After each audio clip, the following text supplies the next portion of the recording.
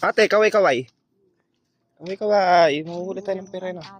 Nakahuli ng atis. Yun. Oo, o di ba? Yan o guys, oh. Full laki niya no. O, pirana yan. Mamaya, pirana na yan. Ay yan. Pirana. Yan ang pirana ang tawag. Oh, laki, di ba? Pag binenta namin niya, magiging pera na yan. Kaya nga, tinawag yan ng pirana. Papanisin natin si tatay. Ang nahuhuli ni tatay, daing eh.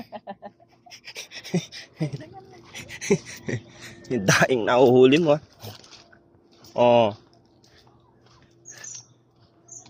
Tatay, nahuhuli mo dilis. Oh, siya, ayan, dilis. Dilis.